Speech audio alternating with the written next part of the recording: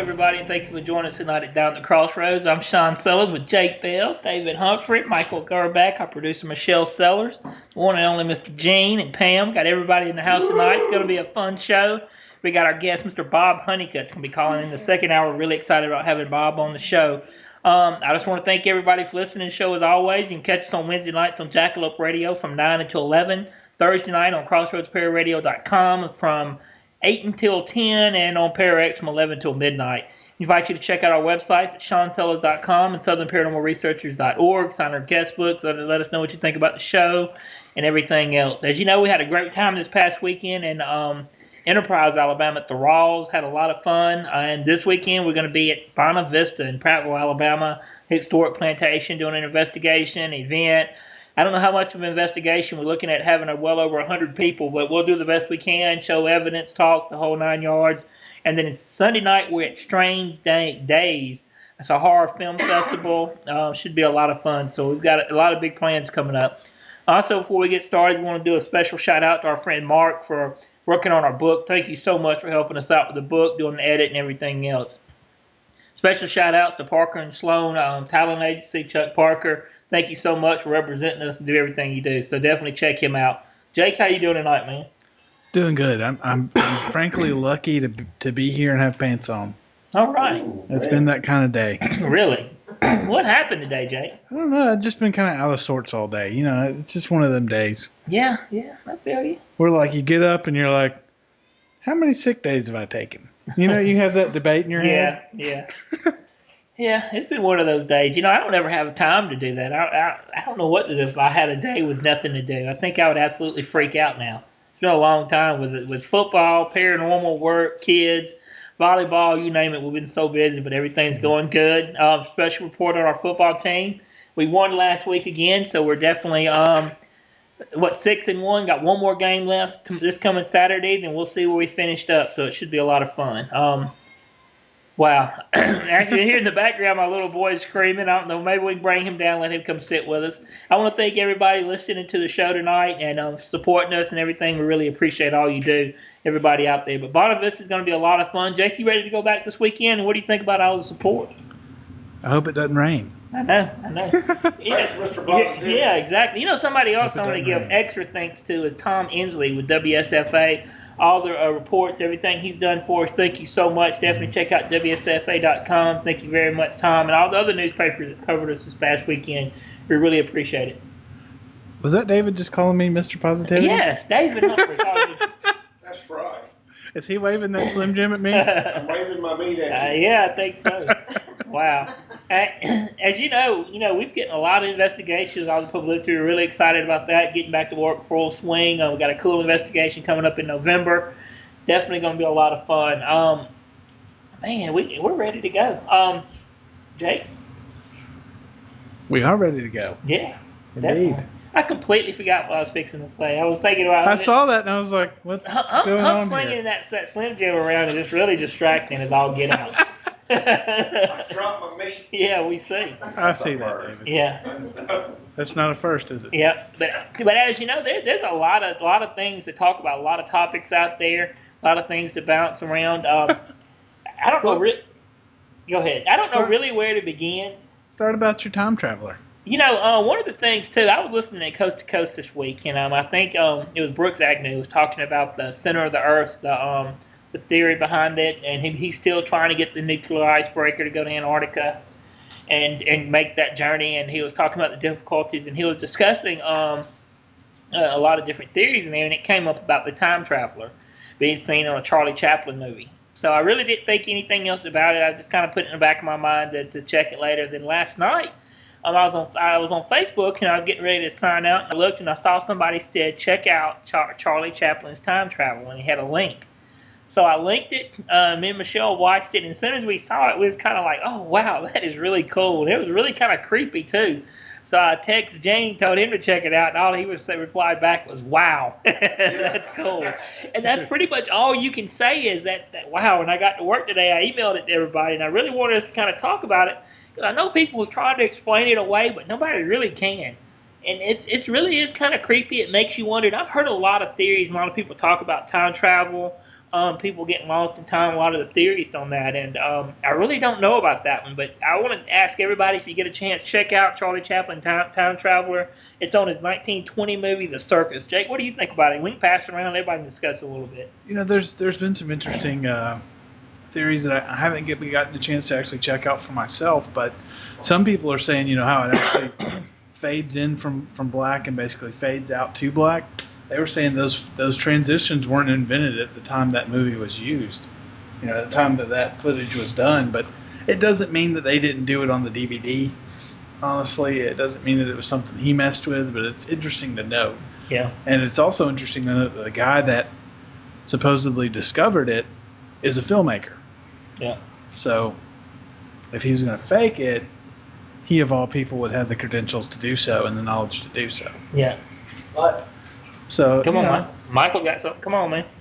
But he's not the one that put the DVD together, though. He liked it and watched it. Yeah. But there's actually a link that you can see it on YouTube where he actually talks how he's a fan about him and how he just kind of found that on the extras. Right. Yeah. But it's like how much of that is true. I mean, if you're going to bring doubt into the equation, how much of his story is true? Who's to say? Who's to say? But and there's some people that said, well, it's like a hearing aid device from back then, and I don't know what a hearing aid device from back then looks like. That's so I can't even. It's a little trumpet thing, but it's clearly, if you look at it, that person is talking. No, it's something aside from the ear trumpet. Yeah. Oh, okay. It's actually a mechanical device, not like more like what we have today. But so not only that person was deaf, is also crazy because that person was steadily talking to themselves. Yeah. So there's a lot you have to. Yeah. The most viable thing is going to be it looks like a darn cell phone. It does. Yeah, it does. But aren't they saying that it was a female? They said it was a female, but it looks like a man. male. It looks just like a man. Yeah. The guy said that too. He thought it was a It looks like a dude in drag. It does. It looks like a man in drag on a cell phone. But how do you know it's a dress? It's a long little trench coat. It's a hat. Yeah. Well, they're stockings. He's wearing some stockings. I don't know what to tell you. Yeah, that's true. Maybe that's future. Maybe Transgender. maybe in 2050 you'll be rocking some stockings. Well, Gene, what do you think about it? It was interesting. I saw it, and it just looked like this old lady talking on the phone to me, and my jaw just kind of dropped open. But I have no explanation. It's just cool. Well, let me ask you something. I don't know if it's me, but me and Michelle talked about it. Well, after we watched it and we turned out the light and laid down, it was a little creeped out. It leaves you a little creepy.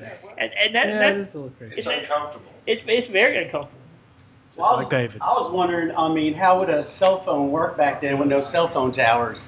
And actually, one of our guests, Deborah Gallagher, she said in an email, that's crazy. I don't know if I can fully believe it unless the future cell phones are able to transmit using the Earth's own EMFs, and how else would it work in 1923? I was wondering that this morning. Yeah. Well, that's like, okay, assuming it's a time traveler, how does the time travel work? We don't know. You know who I like to hear their theory on that is Paul Eno. Paul Eno talks about how time kind of lapses in, and how like the future is really in with the present, or the past in with the present, and it kind of bleeds through. People have this view of time like it's linear, like, okay, it's a line. Starts here, ends here. It's not. It's a sphere. It's more like a spherical type thing where at any one point you can intersect with another point. It has a diameter to it almost. What? I was laughing at Michael. He's doing a sphere. I was going to strangle him on the I'm air. sitting next to Jupiter. If you think about, there's a lot of stuff kind of came out today. Another thing came out under the radar. They brought Richard Hoagland on. It really hit big news yesterday, right? Another thing was, did you hear about them? A company or organization or a group is trying to get together of some people that would go and try to settle Mars. It would only be one trip. They're not coming back. They would take them and leave them. Have y'all heard anything about that? Richard Hoagland was on it, and it's just people kind of kicking it around. And he's saying a lot of that builds up to disclosure, what's coming up with the UFO, all the sightings, and even something strangely like this to kind of throw it in there. I don't know what it is about that person on that phone. I don't know how it ties them together, but it just seems a little wicked. You know, it just absolutely seemed like a trickster. You know, Yeah. it really does. A trickster would know. You know, these beings sees things at higher places, and that's definitely something for that to happen at this time period. It really kind of throw a kinker in things. You really didn't like that little smile after I did I not. turned and looked at the camera. It was very creepy and wicked. It really was. It kind of leaves you uneasy. And, you know, a lot of times you go in these little dark cases, you get that little weird feeling, and that's the feeling you're used to seeing, and it's just weird, you know. Yeah, to talk about something that may be a little bit off this track, have you listened to the Brad Steiger show at all yet? I have not. I've listened to pieces of it, but not sit down like I like to listen to. There's a moment that you're gonna love that I listened to actually eating my Chinese food today. Yeah.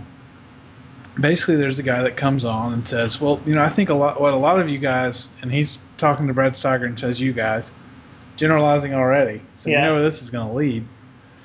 That you don't take into consideration is basically what, you know, how much of this could be a psychotic episode, and you know, all the EVPs I've ever heard sound like little scratchy things. And Brad Steiger goes, "Well, you've shown me that you're completely ignorant of all the real scientific research being done, and I think you've had a steady diet of these television shows, and that's all you really know of the field." Wow. And he kind of completely schools him, Yeah. and it's bad times. He's like, maybe I could have used that advice back in 1950 when I started out. You know what I heard? He's written over 170 something books. Yes. That is ridiculous. And you know they ask, you know, you go around and you talk to a lot of people. Where do you really want to establish yourself in this field? Do you want to be a ghost hunter, or do you want to be a researcher? And if anybody is truly into researching, that's who you would kind of want to model yourself after. Somebody like Brad Steiger, to truly kind of learn and get weirded out as we look into his books and his writings and the things he did in the 50s when he first got started in the old days. It's absolutely phenomenal. And that's really direction that a lot of people need to look into and read to get started in this field and start moving in these directions. You know, and he actually wrote a encyclopedia of the paranormal. It's a 3-volume set. It's academic. I mean, it's actually a textbook someone could use in a classroom. And it is phenomenal. It covers everything. Which, you know, if anyone really, really wants to say, you know, I want to know everything there is to know about the field, start there. Yeah. You read all that, you'll know a whole lot. Oh, yeah. And, you know, and he proves that there's so much more about Atlantis, UFOs, you name it, the shadow people, the other world. He's into all that, you know, and he talks about it. And that's really what you're into in this field. You know, I did a blog today, just to add on a little website on a story that I love, and a lot of people hadn't really heard about. Is and I've learned something new from it. Is have you ever heard of the story of Orion Williamson? Wait a minute. Was he that weird disappearance? Yeah. Okay. It was July 21st, 1854. Summer's day. His family's outside, and he's walking across his field. The family, the Wrens, is coming up the road, his neighbors. He looks at them, he waves, he's walking, crashed ankle deep thing, and all of a sudden he disappears right in front of everybody. Everybody runs out to the field to check on him. They can't find him. The only thing there, they spot a grass that's burned where he was at, and he's gone. Nobody's around, they can't find him. People, search parties start to look for him, and then what they did is they get in these lines, like he gets body width, and they go down the field to see if he's found. They couldn't find him anywhere. Then people started coming from newspapers all around. And the creepy thing is that the mother and son could hear him scream for him. Needed screaming for help. So it wasn't that he exploded or burned, is that did he get lost somewhere in this dimension? Did he find a portal or something go? Because they could hear him. And it went on at different times when things got quiet, and slowly he faded away. But at his faded away, the stories did. Newspapers kept coming, people kept coming. And there's a writer, Michelle, can you refresh my memory of the guy that I've never heard of? He's a well-known writer, Ambrose something? Ambrose Bierce? Bierce, yes. He got obsessed with the story. He came down here and talked to all of the original search parties, did the research on it and everything else, and was just fascinated by the story. So he went back home and he wrote a short story about a guy named Andrew Lang in Tennessee, and wrote the exact same story, said it happened there. And the cool thing about that, and the kind of ironic thing, is, you know, he actually went missing himself and kind of disappeared when he went to travel with Poncho Villa as an observer during the Mexican Revolution, and he just disappeared. You know, that stories like that is really kind of makes you really want to research what happened. You know, he even went to scientists and came up with theories. Could he have exploded? Something could have happened where It was just combustion and different stuff, and they really couldn't find the thing. But the thing that did happen was they could hear him scream. And I think that just kind of stands out. And I really don't think any of us can really grasp what we're dealing with out there in that field. And I listened to an interview today of Rose Mary Ellen Gulley, who's just absolutely another phenomenal person in this field, and her theories out there. And if you, I believe she's like the same way. You really can't grasp what we're really dealing with and what's really out there. And you really got to come in and slowly and try to get an understanding of what's happening. And do I think government, a lot of people have an idea? Yeah, I kind of do. If you look at all the sightings, all this stuff going on, I think they're slowly kind of building up to it. You know, the TV show, the event, I know we talked about that a lot. There's a lot of things kind of building up to it. Mm-hmm. Jake said, I thought you were going to continue. No, You just looked at me. I was looked at like, you to see oh, if you had okay. anything to add and what you think about it. I mean, what do you honestly think? I think that's really important to get everybody's opinion. Do you actually think, you know, Gene and I talked about it today, do you actually think that something's fixing to happen and the government knows and they're trying to build it up to us? Well, actually, I was going to get into that a little bit later as far as the Collins Elite stuff. Oh, because, you know, that the Rosemary Ellen Gulley interview that I was talking to, she pretty much, it was one of the older ones. She actually talked about how 2012 ties in is due to the solar flares and the pull and stuff that it's opening these portals, and that's what's causing the high activity. Not only is people looking for it more in the TV shows, but it's other things as well. You know, I always talk about how that light's going off inside people. But she's saying because these portals starting to open up and people are becoming more sensitive, and it's kind of pulling toward it, you know, and I definitely believe something happened. You want to go ahead and kind of jump into it a little bit? Well, if you remember when we were actually discussing this, I think a few weeks ago, it was about Nick Redfern's new book, Final Events, where he details what's called the Collins Elite, which is basically a government group or think tank put together to look into various occult activities, one being the UFO phenomena, what's happening with that. And what they found, or what they believed they found, was techno-demons, so to speak. They're demonic beings, is how they describe them, that basically harvest our souls for some sort of sustenance. The reason why they never quite touch down or they never really make themselves known is because they want to keep us in status quo and keep the herd, so to speak, the way it is. They want to basically use us. And they said that the only way you could defend yourself against them was with a strong religious belief to deny them.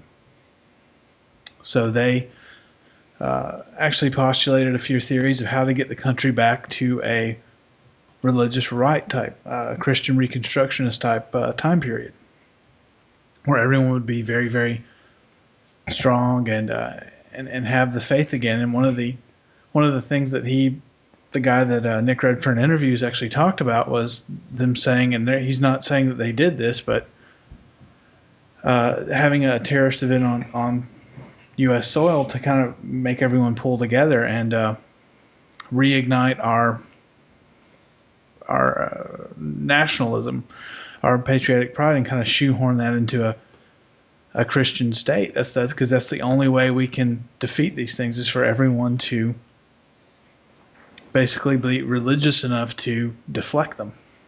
Kind of got a Matrix theme, with harvesting and keeping the status quo.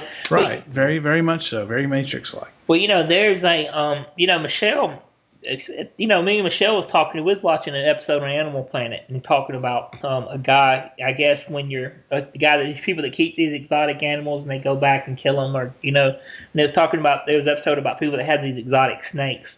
And she was talking about how the snakes kind of creep her out. Just watching it makes everybody scared. Mm. John Rhodes and a lot of people believe that. A lot of the ancient Egyptians and so on worshipped snakes, and it really wasn't a fear of them.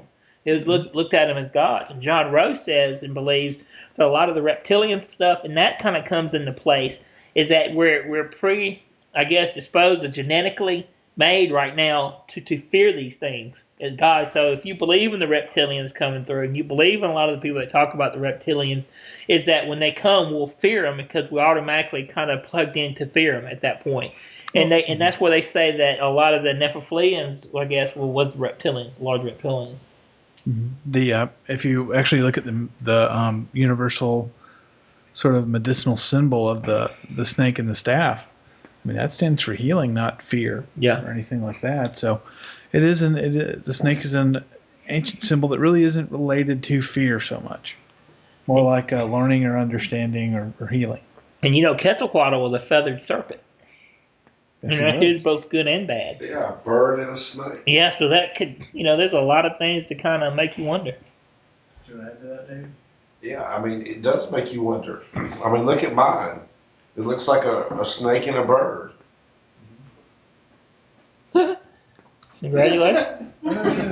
Since you brought that out, I've been meaning to ask you, is the little things on top of it wings, or is that actually from another tattoo? That's from another tattoo. Okay.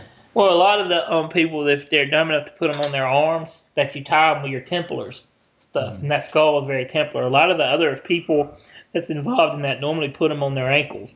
But me and Hunt was very young to get in, and we was dumb enough to put them on our arms. Where everybody can see. But a lot of the people, the really cool thing is when you're in gyms where there's a place where a lot of, I guess, people involved in government look at their ankles.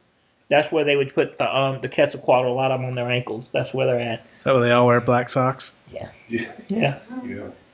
But really look for it. You'll be surprised how many people that's involved in the a lot of the military, a lot of the stuff will have them on their ankles. That's where a lot of that is. But but to get back to the whole thing about the religious stuff to defeat them, we've been saying on this show a long time ago is the only way to defend a lot of these attacks off of these things. And I'm more firm believe that their dimensional is from psychic warfare and psychic energy and prayer. You plead the blood, you believe the white light, your thought creates. And if you have a faith in something, and in that it'll force it away. It's that strength. It's worked numerous times. L.A. Mazzulli interviewed folks, wrote about them, where they've used that psychic warfare and defended these entities off and backed them away. They've even worked with some alien abduction. So there is this common stuff, and it's that prayer, and it's that positive light that defends these things off. And I think that's something to really take in consideration and definitely believe it's coming. Mm-hmm. Do you think that religion as it stands, how it's become, I think this is kind of a normal progression of man, but the fact that it's become the opiate of the masses, basically, where it's used more for power and control than it is for personal enlightenment these days, or some sort of weird social outlet, really, than it is anything else. Do you think that that we're going to have actually a resurgence before it's all done? It's all said and done, where it's not going to be. I really think the true house of God is our bodies. I really do. I really think our minds, who we are. I think we and our Masonic beliefs and all that we constantly need to build ourselves up into God's way. We improve ourselves constantly, keep our passions in due bounds, circumscribe our desires. All that stuff is part of being the proper man of God and His light and the family. I absolutely believe this, that churches today and everything has led the way, in every race, every society has led the way to weaken society today, and it has weakened religion, and it's trying to take away free thoughts, people thinking freely outside the box. And I think that's the weapon that Satan, and if you want to go and take it that far in these entities, they're using that against them. The same thing that the Templars, the Catholic did it. They went after them that way. And I think sometimes the greatest enemies are the ones that hide behind something that's not. And then I think they're the one that's beating down the religion, beating down the faith. And when these things come, I actually see a new type of faith, a new type of, when you say a new religion and everything else, I really see it a new part of something that we hadn't really resembled. I really see it in the truest form that it should have been all along. Is really a way to defeat it and build it back, and that's remembering the love of man and the love of life, and trying to live in the ways that God wants us to live, not the way a false prophets tells us, and people that acts one way and lives another way. Because what I'm seeing, at least in my experiences, is a lot of people branch off from Christianity and go into other religions because they can't find acceptance in the normal mainstream sort of churches, at least here in the South. And they branch off into other things and explore, like Wicca, and they explore the occult, and they explore the mysterious, intriguing stuff. And after they're done with that, a lot of times they find their way back. It's not in the same way. It's with a lot more experience. They've gone and done their thing, and they have a lot less tolerance for the kind of thing that you're talking about. And there's groups that are kind of coming up that do understand, that do go about it in a mature spiritual way, that don't spread the lies and bull crap. And it's kind of nice to see it sort of start. I think we're at a grassroots with that. Yeah. Because it's a necessary thing as a human being to have that connection in that way with some sort of higher power. If you want to think about it as like sort of a God part of the brain, then what have you. But it's a necessary human instinct. For anybody, for our church, I think the church's greatest enemy is somebody free thinking on a spiritual journey. That's the greatest enemy to a church and to a belief system, for them. And I think that's the only way you should be in this. I think all of us, God gives us that ability to be free thinkers. I think God wants us on a spiritual search to find out who we are, who He wants us to be, and who we could be with a proper foundation. And how you get there and how you go about it is totally up to you and where you need to go. Some people need that church connection. And I enjoy church with the family because it's symbolism of a bond to a family going together. Doing that, it's building that strength. But at the same time, as you do that, you see a lot of things that it's really not about that way. It doesn't put you on a higher level, and it don't bring your relationship to God. You have to find that personal relationship with God dealing with these things. And now what we're seeing in this field, where people are having the abscesses of the soul, people are being influenced and attacked by these unknown entities, by demons. People are having paranormal stuff. And then, no matter what, they're questioning their faith because they can't turn to the one place they go to worship. And where do they turn? They turn to whoever they can see, and they turn to people in this field. And it's really scary. There was even a question today when I listened to that old interview. It was on Rosemary, and they got on it where a guy said that the only people that should be able to do exorcisms is what the Catholics. And she said that absolutely, clergy. She said that's absolutely not true. Mm-hmm. And they went back and forth a little bit, but like she said, anybody with a strong faith can do that with their background, and it takes certain people to be able to do it. And I'm a firm believer in that. And that's even at that point, you have to say, well, which exorcism are you talking about? Because there's a minor rite of exorcism, which even the Catholic Church enables its believers to use when you bless your home. I mean, there's Catholic home blessings where you use incense, salt. Yeah. All those things. I mean, it's a very old system. I think a lot of people get kind of turned off because no one really talks about the mythology we have as the mystics, in Christianity, like Saint John of the Cross.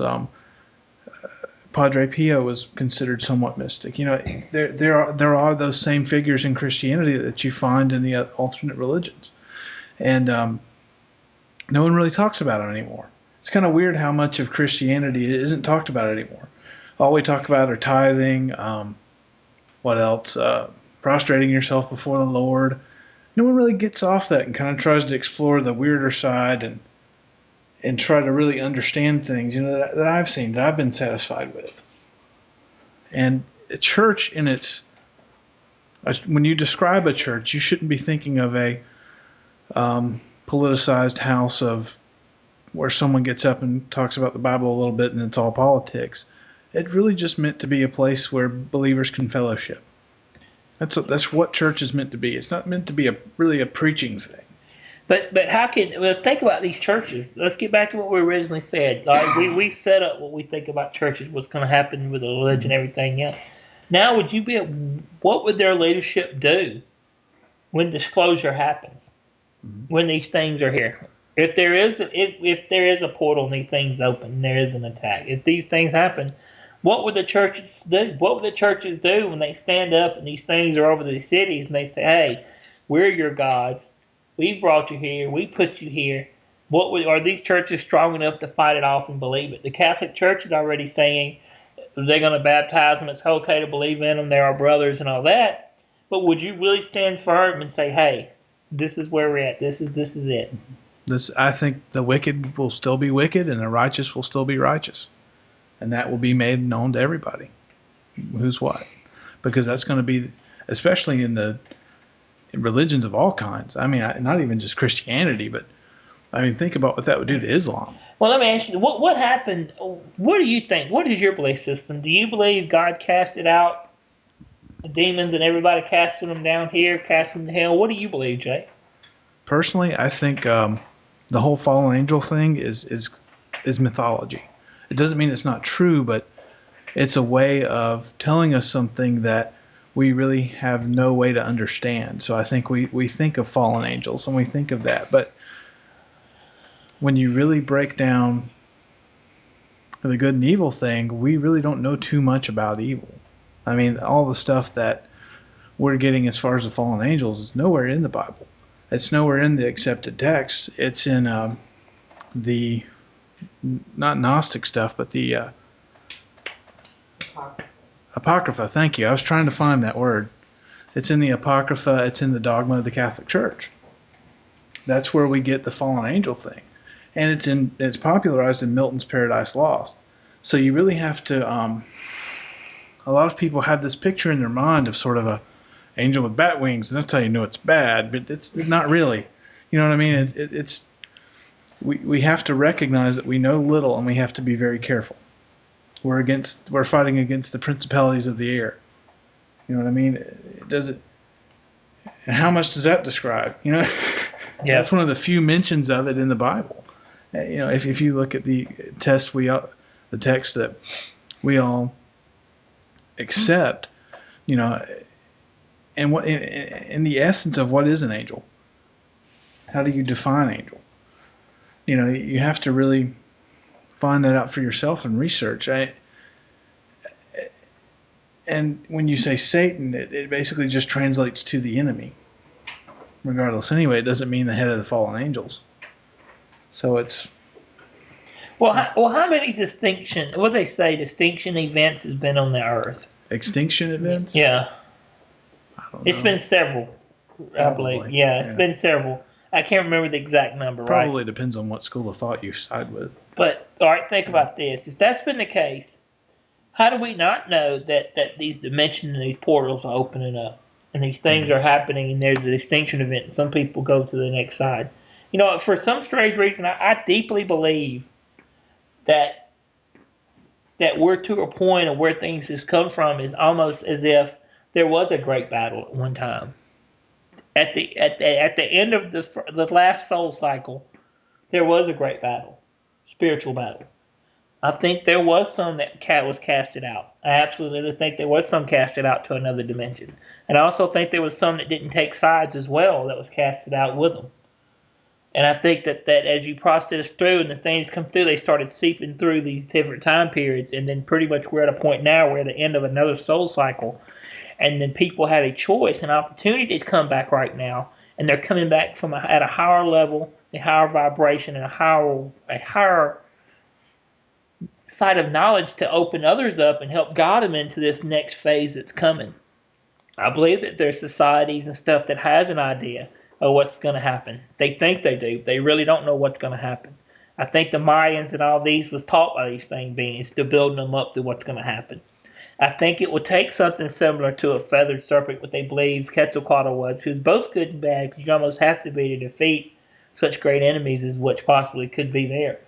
And I think it's a great possibility of what we're coming to is that there's something more there. And I think we're slowly, as individuals and people in this field, people on that spiritual journey, are starting to slip away these things that's been put in their mind and their hearts and soul that's been taught to them by false beliefs. And they're starting to see and feel a realization that something else is there.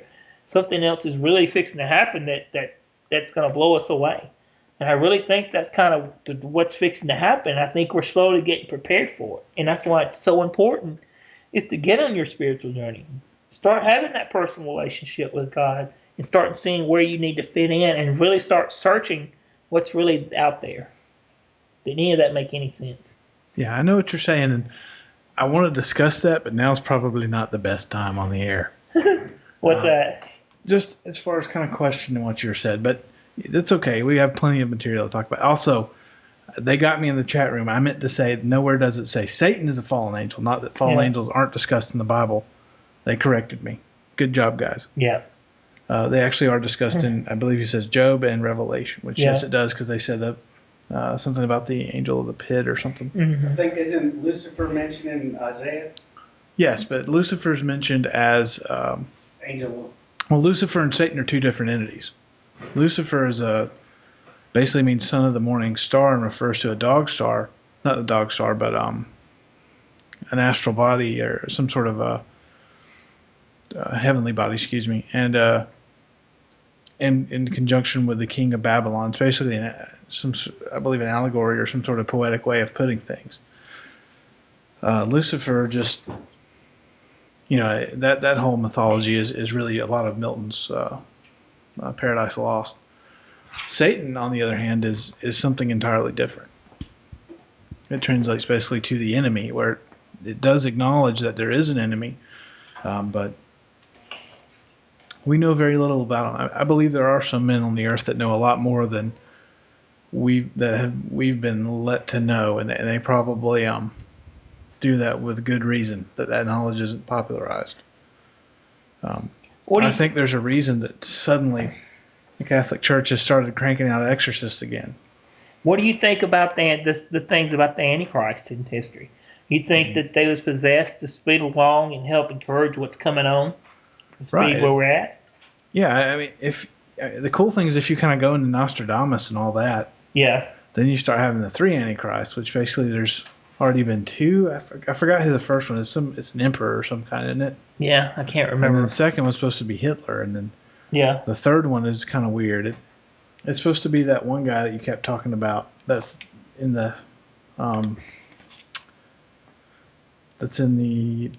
cabinet now. He's a secretary or something. I know what you're talking about. Secretary of Energy or something like that. Yeah. Malbus or Malbus. Malbus. Yeah, that's it. So I mean, that's all kinds of interesting there, and I don't know. I think I don't know. It really makes you wonder, since all the knowledge we have right now that we're saying is history is us trusting our past generations. At the end of the day, the people that are around to tell the story told the story. So how much do we know is real? If you really think about it, victors write history, right? Yep. All the places that the Turks conquered, the Ottoman Empire conquered, Genghis Khan conquered, Roman Empire conquered, took on their beliefs, were forced their beliefs, and they wrote their history. It's also a location thing. Yeah. Because I have a brother-in-law who's English. Yeah. And their history books talk about even recent history of World War II, that the Brits won World War II, that we did not sweep in and win it for them. And that's one of the reasons why the Brits hate us, because we claim victory over their land. But their history books teach a different history than ours do. Exactly. Well, so it's history books throughout our whole country teach different things. Yeah. We were talking about that at work. Yeah, that's true, because the history book. Well, you think about the history books. You talk about the Civil War and so on. The war wasn't fought over slavery. It was fought over states' rights. It was fought over the tariffs and everything else. And the slave states mattered about how many representatives you have. That was the basics. What was his fought about, And the South was slowly going to get rid of slavery at one time, and that's a whole other subject too. But it was slowly building up to that. And the textbooks, you really can't hear the whole truth. I thought that the real truth is the most interesting thing, even with the civil rights, even with Rosa Parks and the class she went to prepare us to be sitting on the bus. I thought that's just as interesting as anything, and it don't take away from her bravery as well either. And I think that's one of the things you look at history, is that the textbooks nowadays don't teach the whole truth, and the whole truth is really just as interesting in what should be taught as well. And you speaking of like victors writing their own history, but that's what I think make the Templars really special. What they did and conquered, they didn't really write their own history, but they hid it. They adopted a lot of the history from the Islamic world that they were put in. Yeah. They had a lot of respect in the community. They were trusted with things. If Yeah. you notice, I mean, Yeah, they absolutely. had their building right next to the other people's building. No one messed with them. Yeah. You know, they were cool in the community, and I think that's what ticked off a lot of the other knights, and you had all that stuff. And they were supposed to have the treasure of Solomon and all that good junk. And boy, it made some good stories, though, didn't it? Yeah. Wow. Worshipping them severed heads and all that good stuff that they did. They did. Old Jacques de Molay getting burned at the stake. But then he was French, and then he liked little kids. No, he didn't like little kids. He liked men. Yeah. He was French, though. Yeah. So it that's don't matter. kind of what happens when you're French, I guess, isn't it, David? Oui. I'm a Knights Templar, and I should cut you. Well, you know What? the Templars The Templars even to this day will tell you that they just made that up about Jacques de Molay to follow his character. I wondered about that. Yeah, that's what Templars say. You know. Because isn't the whole night thing that you're kind of celibate anyway? Yes. You I know. thought that was chivalry where you were actually celibate because you were supposed to save yourself entirely for your king. Yeah. So I But kinda think, but actually they're going to get into it where a lot of the Templars kind of at that point started to become pretty much their own men. You know what I'm saying? they invented the banking system. Yeah. So they Yeah, had plenty there of you go. money. For the world. They're like, we gave you checks. Enjoy. So you can bounce them and win Dixie Yeah. and put your check put on the register at Mexican restaurants. Oh, yeah. But you know, think about it. What's truly evil if you look at a lot of this stuff? You know, I think each and every one of us, especially anybody that ever can truly dealt with a lot of the demonic stuff, has a little bit of evil in them. You know, I think that's part of that balance, and that goes back to the same thing that with Quetzalcoatl, a lot of that belief system. To truly be able to deal with stuff, you got to be scarred and got to have a truly understanding of something purely wicked to be able to deal with it. You know. You know, I struggle with that a lot, actually, because I like the romanticism of the whole duality thing inside ourselves, how there's a little bit of good and a little bit of evil. And something actually spoke to me about Jesus saying we are supposed to be one, that there is no good and evil, there's just us inside of us. And that trying to balance that as far as saying, well, there's a good side, and I'm indulging my good side and my bad side, is only going to make you a dualistic person. It's not going to make you whole. It's not going to make you a healthy person inside. Yeah, you know, I'm not saying So, that. I mean, I know what saying. you're saying. Yeah, Yeah. absolutely. You can't walk that fine line and do both. No. But to truly do it and to truly do it the right way, you have to know both. I think you And the have to only know after way you Correct. know it is you walk that road. And I think that's part of the preparation that getting to the point to actually deal with these things. I truly don't know anybody that can come encounter with something purely dark and that has never tasted evil before, that would absolutely be destroyed. Their world would be turned upside down. They're not the same. Mhm. And I I think agree that's with part of the building you up to be able to do this. And I'm not saying that you're absolutely a criminal or mean and evil, but it's a different form of somebody that actually knowing that. And I really and truly feel like some people are born to do a lot of this stuff. Oh, and yeah. prepared. What I'm talking about isn't like drinking or whatever. What Yeah. I'm talking about is just sort of personally, like when we first started doing this, I tried to experiment with different ways to prepare myself, and I thought, you know, maybe if I watch, say, a horror movie and kind of desensitize myself. You know how if you watch too many horror movies, you got completely desensitized to them? Yeah. You have to watch weirder and weirder stuff, Mike, to really enjoy them. David. And, you know, it doesn't work because you have to be really darn careful about what you put into yourself. Yeah, you do. And you have to account for it. And it can be used against you. Because a horror movie really has nothing of the personal touch that when something gets a hold of you does. And you can desensitize yourself to those type of things. You can't desensitize yourself to that real attack. Only thing you can do with that is try to pray yourself up, so to speak, and work on that side of the spiritual armor and do the good things, and the good things help you deal with that. What do you honestly think about all the demonologists that's out there that saying they've done that? All these people that you talk to that said they've encountered all these demonic dark entities and that they're fine, they have no personal problem, they're completely healthy. Because you've seen it with us. We've worked more dark cases, I would guarantee, than 60, 70% of people in this field.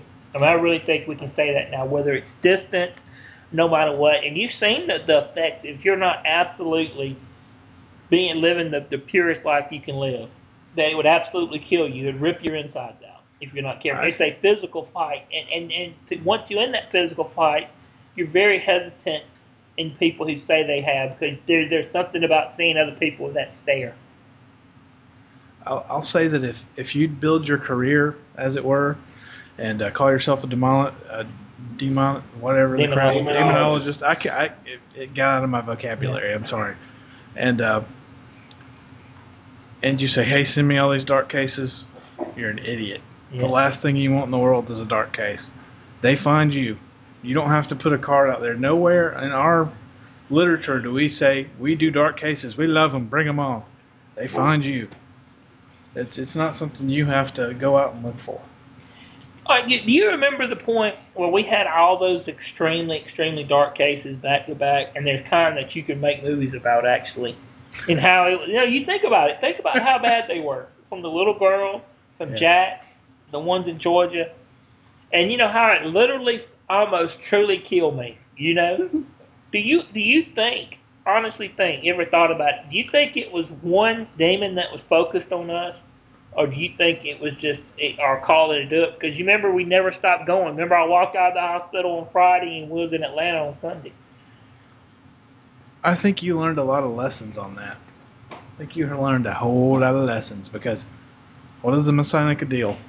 Don't give as much as you can without hurting yourself. Yeah. If you've hurt yourself, you screwed the pooch for everyone on your team.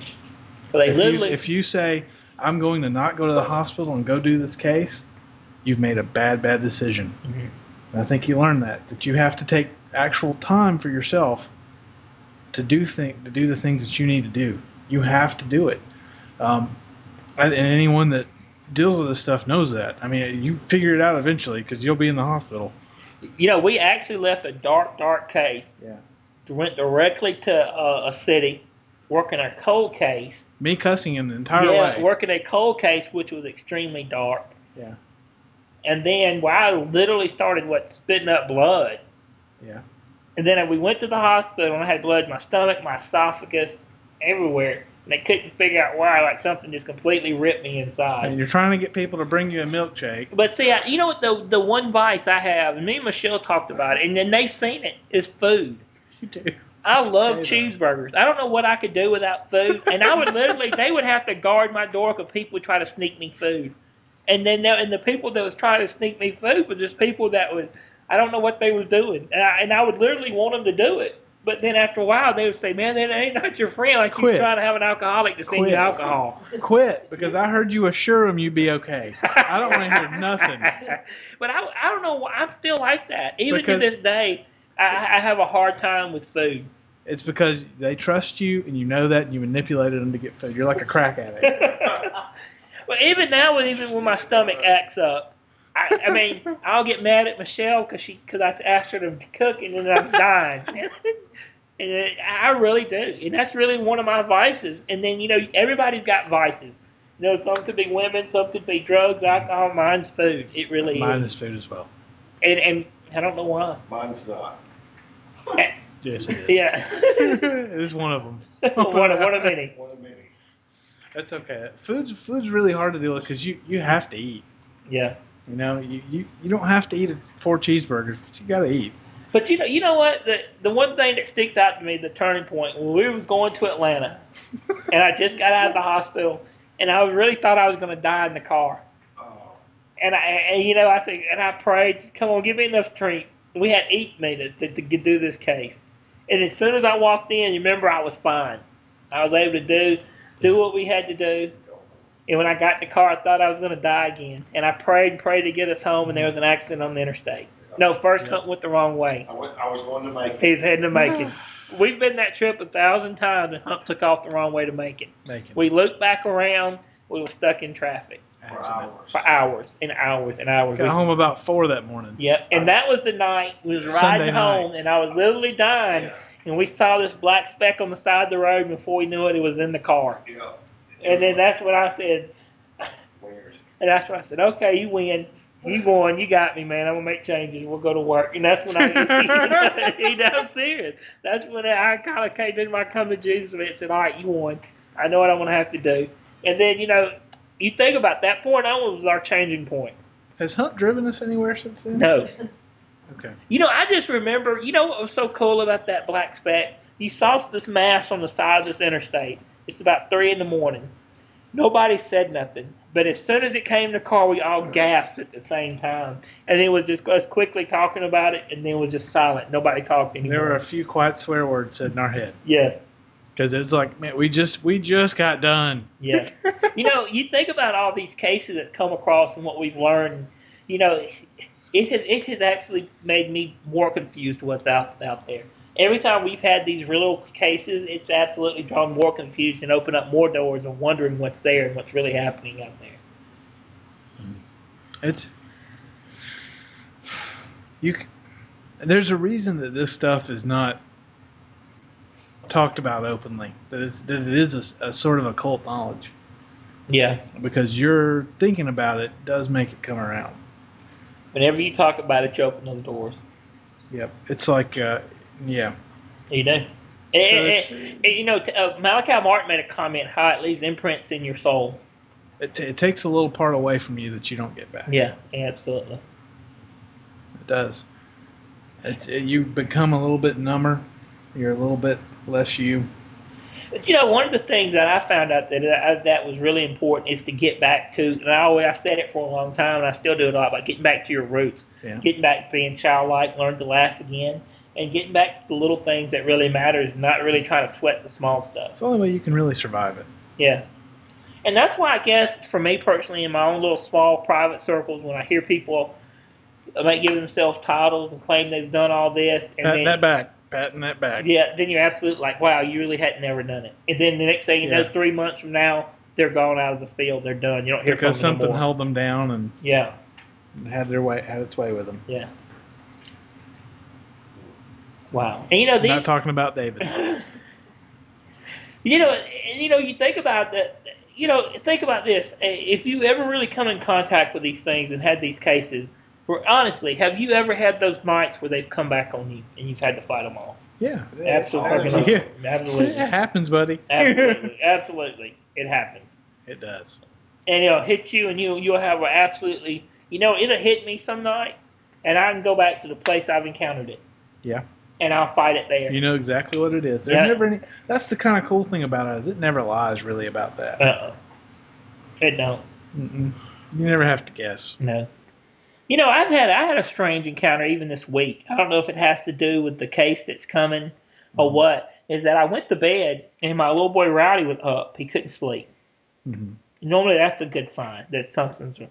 And my body temperature was just extremely hot. I couldn't cool my body down. That's another little sign. A lot of times I joke and I play dead and my skin is cold. And I tell Michelle, look, I'm dead. And we make a little joke. But it was different. I could not cool my body down. I was sweating. And as soon as I went to sleep, I went exactly to this dark place. All of a sudden something hits me. It took my breath away and I had this bright light. The figure showed itself. And then I fought it off and it was over. I hadn't been able to sleep good again, right? Then in the next night, it's kind of gone away. And then that's how I've come in contact with it. I didn't know it, but I know that we've got a case coming somewhere. So I've been hitting around. We got possibly one. I've asked Pam what she thought about it. You never know if that's going to be the one or not, but there's one coming. And whenever that happens, that normally means it don't even one's mean coming. It's a case. That's the messed up thing about it. It does not. Yeah. So it's... But it finds you first. Are these things psychic? No, I think these things come from a higher place, and they're able to see things before they unveil, like you're standing on top of a mountain. And a lot of times they see you first and hit you and get a good idea of what it is. And you know what? I'm still not always convinced these things are demons. I'm still not. I think they're powerful beings. I think they're unknown, but they're just not always what as you described as demons. Yeah, because demons just ain't a good word. It's not.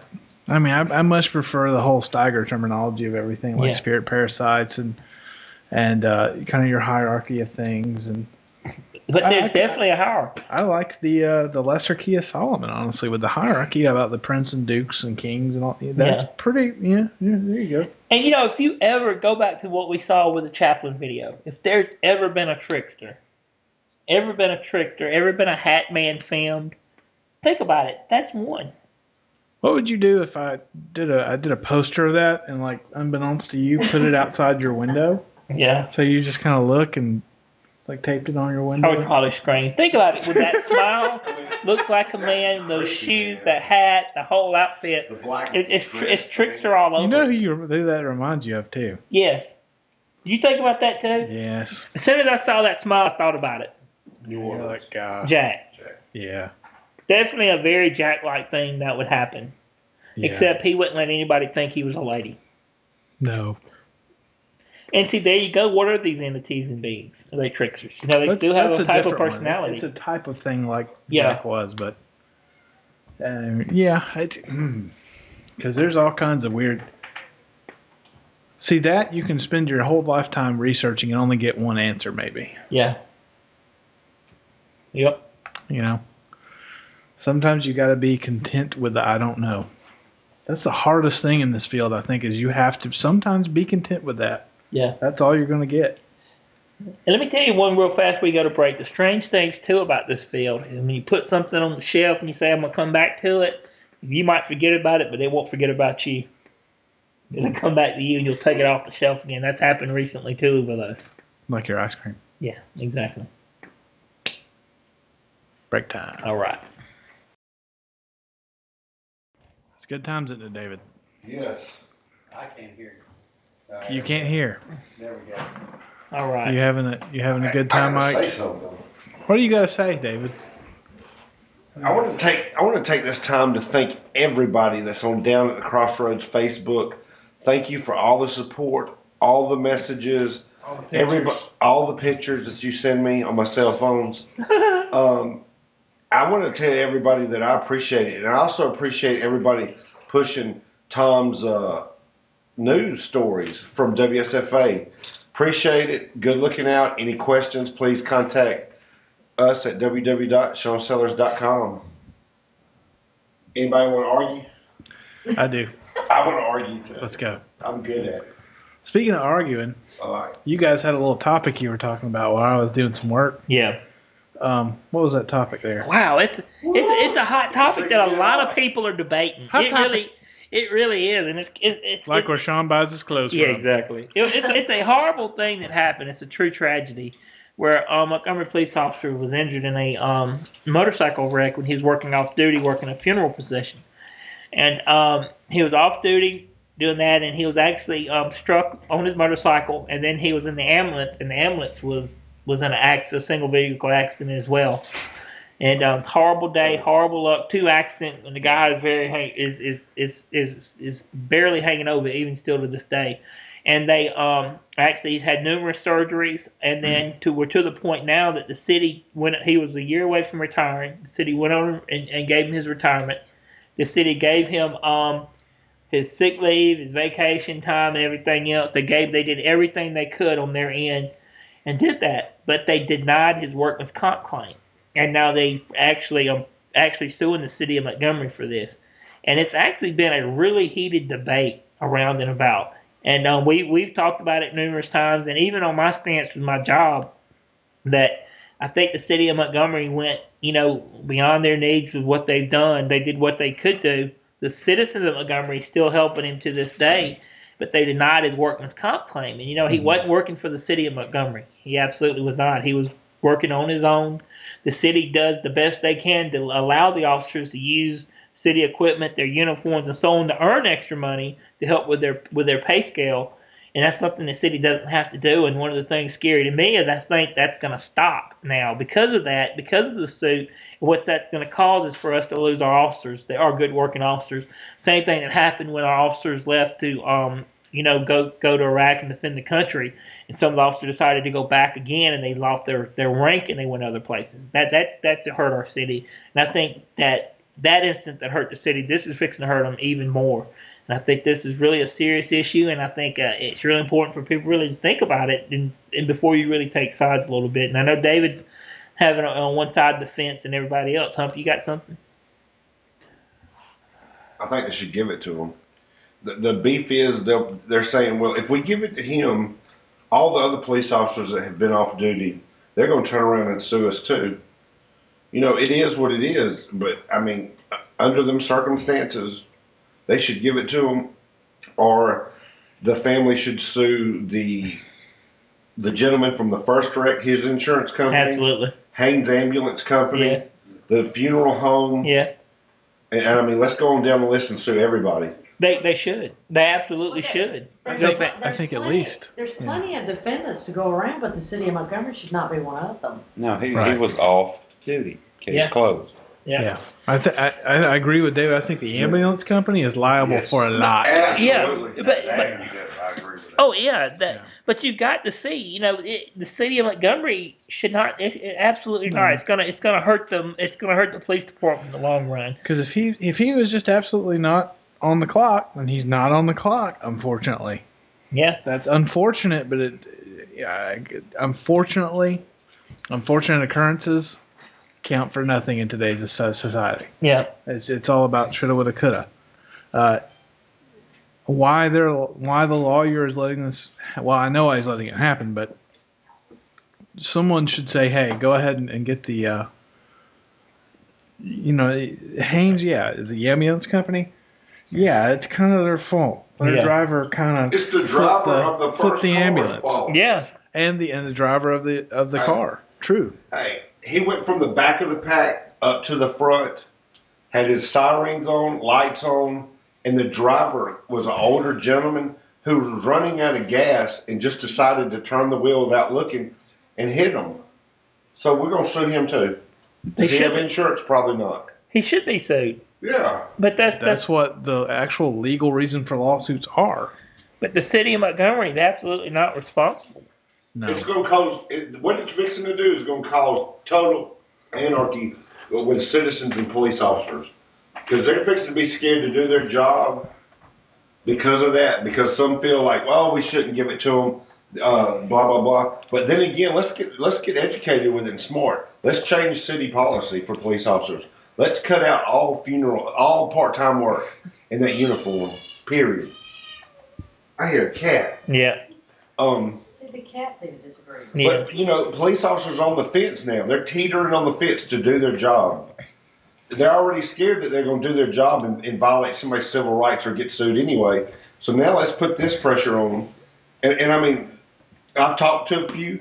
Some say that he shouldn't get it. Some people say he should. And all of them are teetering. Well, what happens, Hump, when they working extra hours at Quick Pawn Shop, right? Mm-hmm. They're standing there, they're chilling, they're on your time, they're not on city time, and you look at a customer and you smart off to them like you normally do. Absolutely. Y'all two get in an argument. That customer pulls a gun, you pull a gun, and he gets scared. He pulls his gun and he shoots one of your customers back and is trying to buy his wife a gift. Blows his brains out. Is it the city's fault? We as a business will be sued, and I'm sure the family. I mean, will sue honestly, it happens. No, it does it happens. They would sue us, and they also would try to sue the city and sue the individual. The only outcome to this, and as mayor, if I was mayor of Montgomery, say, all right, y'all SOL gonna use the city no more. Yeah, y'all are done. You're done. You can't do it. Can't do it. And then that's going to hurt officers, and officers work hard. They put their lives in danger daily, and they deserve that right to get out there and make that extra income. And the city of Montgomery supports that. And now what's happening that it's going to hurt him because his was not city time. All that for $22 an hour. Yeah. Yeah, and think about all the officers that work off-duty security. I mean, there are plenty of them. I mean, think about my one of my ex's dads used to work security for a bingo place. Yeah. I mean, he'd just sit out in the car. I mean, that's all he did. Yeah. Just kind of have a presence. And unfortunately, you're put in harm's way in those kind of predicaments. I mean, isn't it the equivalent of the city of Montgomery going against that officer's personal insurance to pay for the city bike? They let them subrogate against them. I mean, there's a lot of ways to look at it. You know, that he's actually using the city bike. He tore it up, so they'll go to him to pay for it. You know? But they hadn't done it. There's a lot of other ways to look at it. You know, in the city, I think the city's done excellent for what they could do. And I guarantee you, there's everybody that's affiliated with the city of Montgomery absolutely heart's bleeding for that family. But there's only so much they can do for a certain point. And then I think it's just really sad that they're doing this. Because it's kind of like we don't care what the rules are, we just need it. Yeah. And I get that a lot in my job. I mean, they don't care what they signed up for, what they read. You know, a lot of people don't even read the fine print when they sign up for stuff. They just expect things. Yeah. And unfortunately, that's what it's for. I mean, it's only for certain things. Like if you're, especially, I'm sure, when you have workers' comp for policemen, I'm sure that premium is high. You know what I mean? Because the possibility that something's going to happen to you is kind of pretty good. Yeah. You know? Honestly, especially if David's on the streets. Yeah. And let me tell you what else this is going to hurt. And this is sad but true. All these fundraisers that was going on for him, planned, the city's rallying behind him, is null and void now. I guarantee you. I mean, it's sad, but let me tell you, I guarantee you, if you put out right now a big advertisement, there's going to be a fundraiser for him to help him and his family out. People are they're not doing it. And you know what? The city of Montgomery is not going to give all the help they've been doing with advertisements, and that's sad. But it's just it's a bad case. It's going to come down to it that they're going to have to change city policy for the police department. Yeah. They're going to have to make some real decisions. Either they have their own insurance anyway to work part-time jobs. But you could do what if this happened all night long until we're dead in the face with it. But it's going to come down to policy issues. They're either going to have to do it or not. And then, somebody said, well, maybe they can work security with no uniform. Well, any citizen can do that. I mean, really, all the citizens in the whole country have the right to arrest. You have the right as an individual to arrest somebody. What about the fair? What is it going to do to the fair? These officers to use their vacation to do that. To work the fair to get all the extra overtime, the money, because it's upfront money. That's going to have to stop. It was all these what ifs. Never really thought it would ever happen here. And it has, and it's a mess. Yeah. The department's going to have to change some policy. The city is going to have to change some policies. Either we're going to do it and support them, or, there's that fine line. Yeah. Do you have anything on this? I have many things. Please give us, because you like to argue. Well, it's just, you have one, and like, my heart goes out to the family, but you have one set of people who are ruining it for everyone. And it looks, to the average person, after you find out that the city's done all this and helped this and given the retirement early, the only reason, it looks like unadulterated greed. But no, the only reason they give him the retirement though now, because he was fixing to die. If he dies and he wasn't retired, the kids don't get the retirement. But they didn't have to do it. They didn't have to do that. Well, they didn't have to do that at all. I don't mean to sound like a terrible, horrible, completely awful sound really person. bad. But I agree though. But it's the city I done agree with you. everything I they agree. should Those are do. facts. Those are facts, and I agree with you on the facts. But here's the thing. It boils down to this. Citizens versus the police department. Police officers now are scared to do their job, period. Isn't it that way anyway? It's been that way for a long time. It's so out of control now. And they graduated 14 police officers today. Woo! Out of about 50.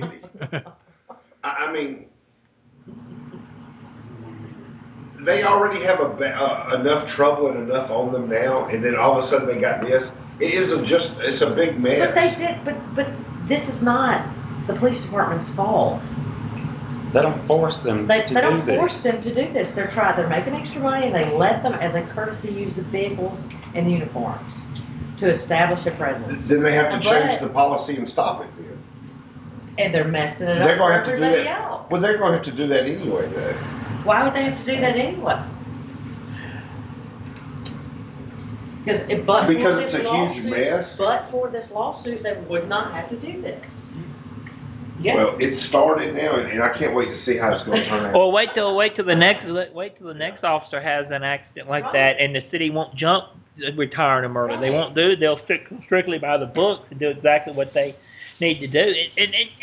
Well, what about the taxpayers of the city of Montgomery? The people pay the taxes in Montgomery to follow the guidelines and the rules and do what's best for the city. And him suing the city's going to have to defend this. While he was working part-time, getting extra money, and the city was allowing him to do that. So now the city of Montgomery is getting punished for allowing him to do something nice on the side using their equipment. And somebody's going to have to pay, the taxpayers are going to have to pay the lawyer's fees to defend the city. Well, is he conscious yet? No. So we don't even know what he thinks about it. Oh, I really don't know. I don't know him. I've met him.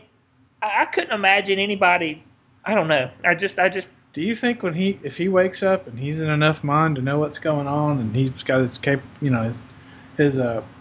wits about him, he's going to be pretty mad about his family doing this? I don't know, because here's the thing. He's got a trach in his throat. He's got one arm and one leg. His stomach's still cut wide open. He's still running really bad temperature. And did I say he had pneumonia? Yeah. But it's bad. Sad. But so there's a lot of bad cases. There's a lot of bad cases out there. But why should the taxpayers and people suffer from it? It's a travesty. It's so sad with his family and everything else. But the city does not owe it. They absolutely does not owe it.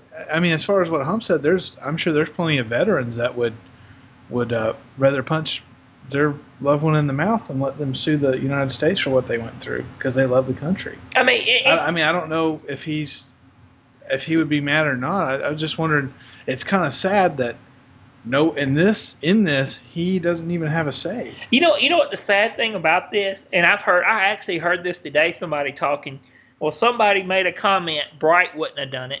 Wouldn't have done what Strange did. And then they said, you're right. And then he wouldn't be in the predicament that Strange in with trying to do the right thing.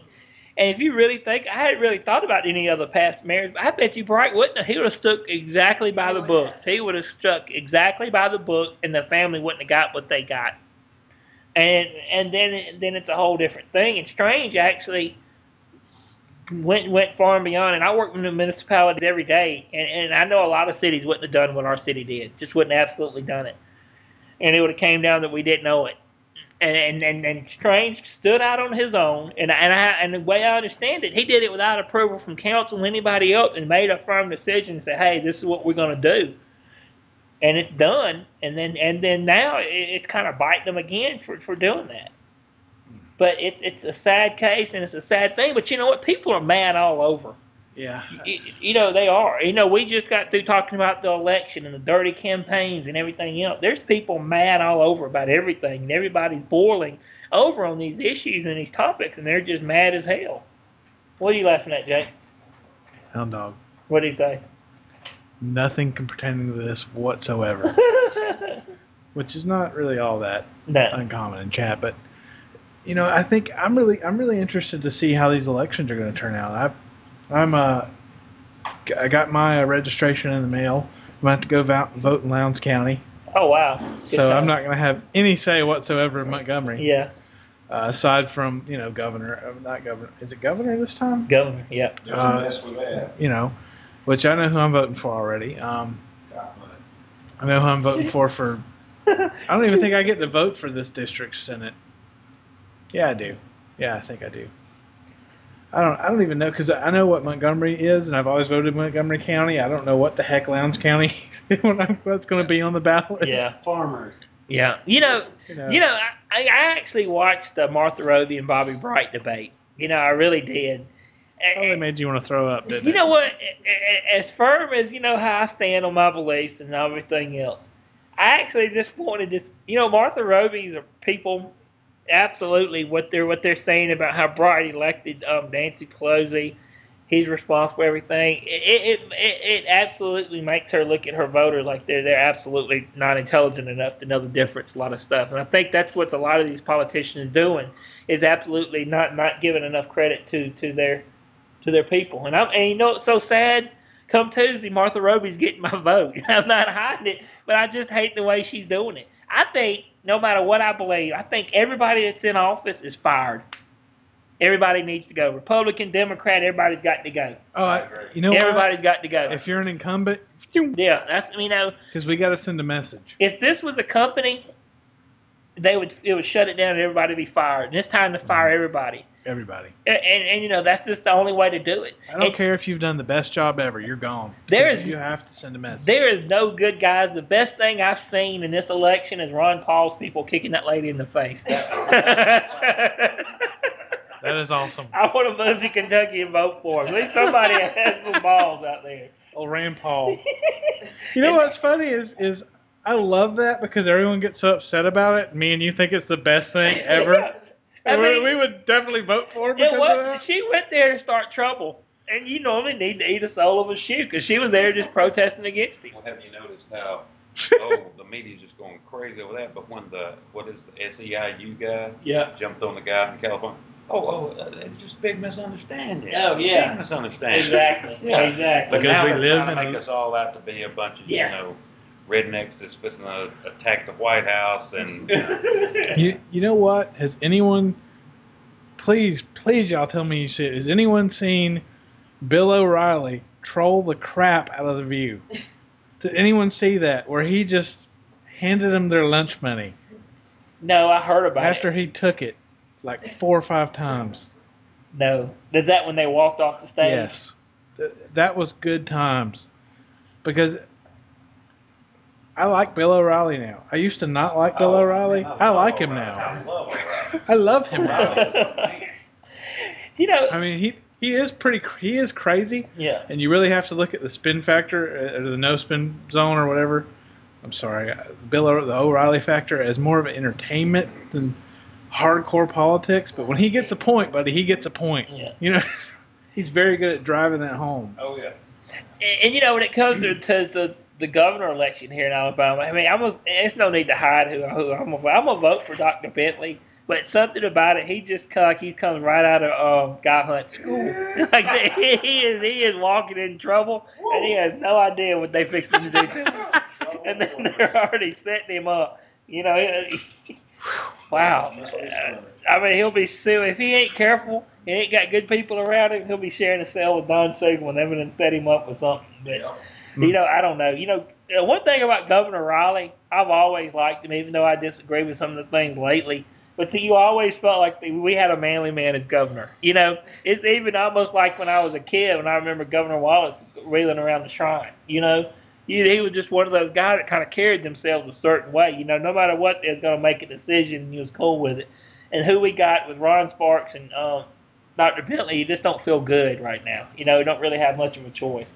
Yeah, if I'm going with anyone, I'm sorry, I'm going with Bentley. Yeah, you got to, though. He's the best choice. Yeah.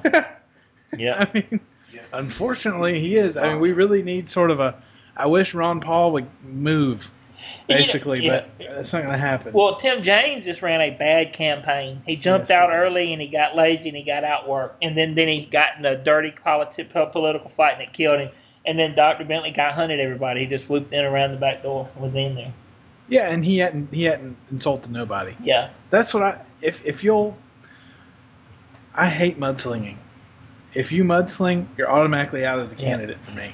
You know, I knew Martha Roby when I ran for city council. Go back to the Congress seat, and I've made a comment even though like before the debate how she's ran such a smart race. You know, she really has, and now it seems like somebody else is taking over. They're complete, or it's almost like they're really trying to hurt her on purpose. It just don't seem, the campaign that she ran to get where she was at. And the way they prepared her for the debate, I mean, any of us could have prepared her better for that debate than what she was, did. It just seemed like the little girl was set up a little bit, Yeah, I mean, and I feel like I was the only person in Montgomery sitting and watching it. Which is probably true. Local politics is just not good right now, guys. No, it's Any not. politics is not good. But what do you think about Obama out there? Really pushing it and doing what he's saying. I think the Democrats are scared. You know what? I don't even hate Obama anymore. I'm not to a point where I dislike him. I feel really bad for him. You know what I mean? Because he's like that. You know that one little kid that just looks at the deep end and just stares at it the whole day, and eventually they jump in it, and that's the one you got to save from drowning. Yeah. That's Obama. Yeah. He's looking at that presidency, looking at it. He wanted it, buddy. He is not ready for the presidency. No. There's a reason why we don't elect people that young or that new to the political game. Yeah. There's a reason why you usually have to be a governor first. There's a reason for that. And he's kind of driven that point home for me. Like, I just feel sorry for him because I don't think he knew what he was getting into. I don't feel sorry for him because he's pompous. He is. He's a jerk. But I agree with you about he is pompous, but it's just you look at him and you know where he's going to end up, and you're like, I'm so sad for you. Well, do you think Sarah Palin could beat him? Right now, yeah. I think we could put you in a wheelchair and beat him, like old dude Teddy Roosevelt. Yeah. I think we could wheel you around and we could beat him. You know what I mean? He's not. You get a strong conservative that the liberal media doesn't demonize every day, Ron Paul, and yeah. You could whoop tail right now. They'll probably put a female in there next time. He's not. We're trying all the flavors of the Baskin Robbins. Yeah. He's not coming back. I'll put it that way. Unless they rig it again and have frickin' John McCain's corpse up there. Yeah. Like they did this last election. What happened to McCain? He was actually a good candidate the first time, and then this time he's like, brr. He's like Al Gore's grandfather or something. I Not old. The poor fellow didn't have nothing that he did the first time. The big question is, I think it's been proven since Bush, who's in charge? Nobody that's president. Who's in charge? That's the scary thing. Who's in charge? People, they're just having fun now. You know what I mean? No. Like about 8 years from now, they're going to have fun and try and see if they can get Whoopi Goldberg elected. Yeah. You know what I mean? The clown rule. This is a game now. It should be very apparent to anyone that has any sort of brain that we're being played completely. Yeah. That the man that's in the Oval Office is in the Oval Office, and that the Republicans really couldn't find anybody better to run against him. How did McCain win that? I don't know. I think it was one big setup all along. Do you know anyone that went to the caucuses that voted for McCain? No. Absolutely not. I know plenty that voted for Huckabee. Yeah. Because I thought Huckabee was a good candidate. Well, I did that little test, and they did it during the president, and they voted on you picked all your beliefs, and mine was Huckabee. Yeah. Then I should have voted for Huckabee. I mean, that's who I was. I knew I really, in my heart of hearts, wanted Ron Paul, but I knew that wasn't going to happen, so I picked Huckabee just because he has Chuck Norris. Yeah. And he was actually made a lot of sense as far as his politics and all that. Chuck Norris. Yeah. What better political endorsement? I don't know. Either way, our country, the whole thing with what's happening, it don't seem like anybody's really in charge right now, and it's very scary. But you know what? Everybody's pissed. So, like I said last week, just go ahead and wait and see what happens and see if tides turns on Tuesday. You know what's crazy? Even Ray Stevens is pissed. He must be coming out with a new album. When Ray Stevens starts writing political songs, something needs to happen here. Yeah. He didn't even write a political song when Clinton was in office. You know what I'm saying? Yeah. Yeah. That's a wake-up call. I just hit myself with the mic. Yeah. Good job, Jake. You're getting fired up over Ray Stevens. I love Ray Stevens. You got any John Denver CDs?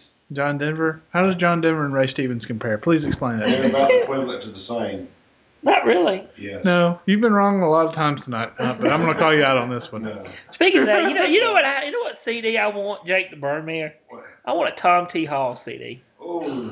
I want a watermelon wine and all that. I really do.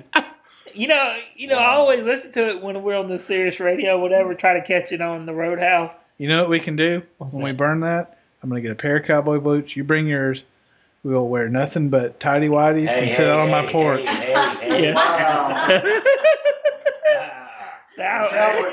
I think that's whatever invitation I'm going to have to decline. The funny thing is you're trying to play like you've never done that. Not with you. Oh, yeah, not with me. Okay, I'll go with, you have it with me. Yeah. What, tidy whities and cowboy boots? See, the bad thing is I'm joking. Yeah. I might be the only one here that's joking. Well, I'm really not joking about the Tom T. Hall CD. I know. I know you're not. You always ask me to burn stuff. Yeah. How'd you like that blackberry smoke, by the way? I thought it was horrible. Jake talked me into getting music burned first to see if I like it before I actually go buy the CD. And I've been I always believe you should buy it if you like it. And that's what. Frankly, if you're going to support the artist, don't buy a crappy CD. Yeah. If you really like that CD, buy it. I do. Yeah.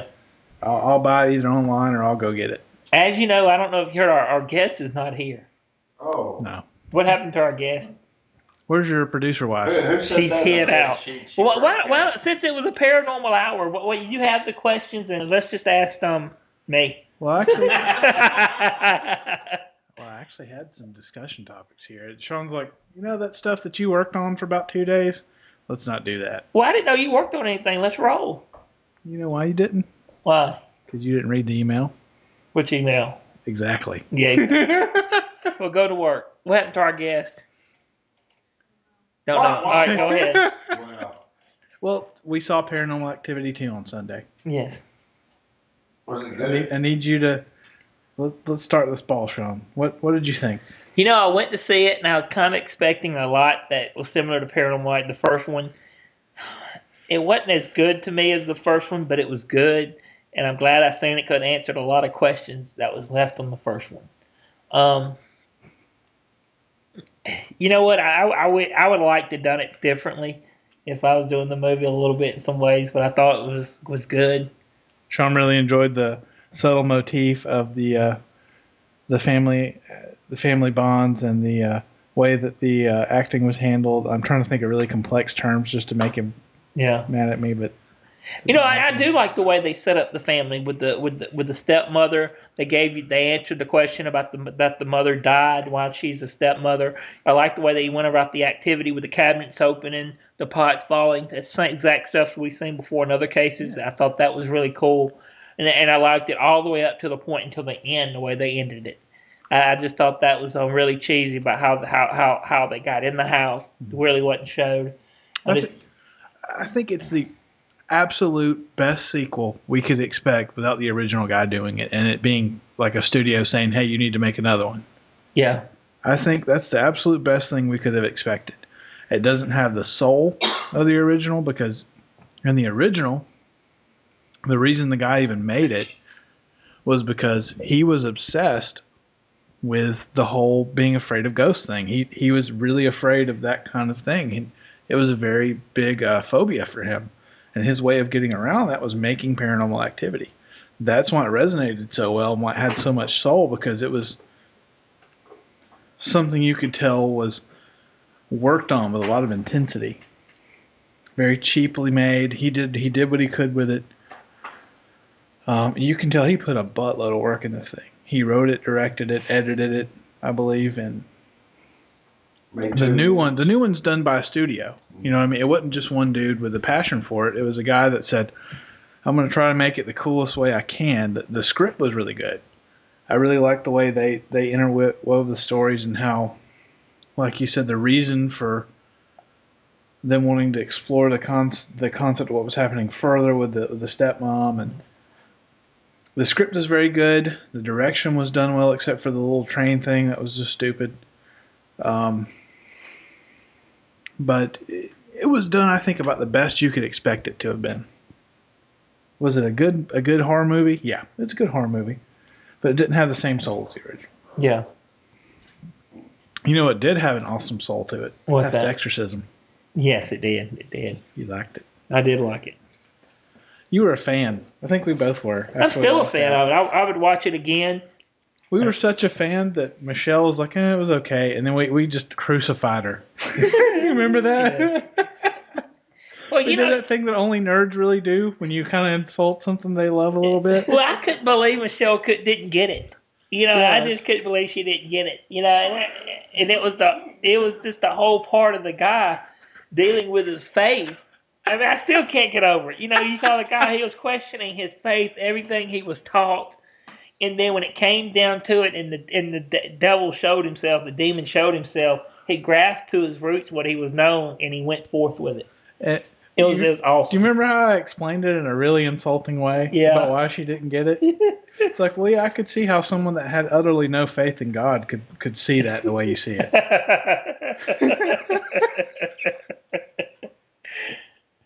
But I did like the movie. I did like The Last Exorcism. I'm just messing with her. She knows I am. Oh, she's getting mad. She gets mad at me all the time. Speaking of that, I'm just kidding. There's other stuff. But, I mean, Hump, have you done anything with it at all? Anybody here seen it? Paranormal Activity 2? It's... Rent it. Rent it. Really? If you've got a good TV system, rent it.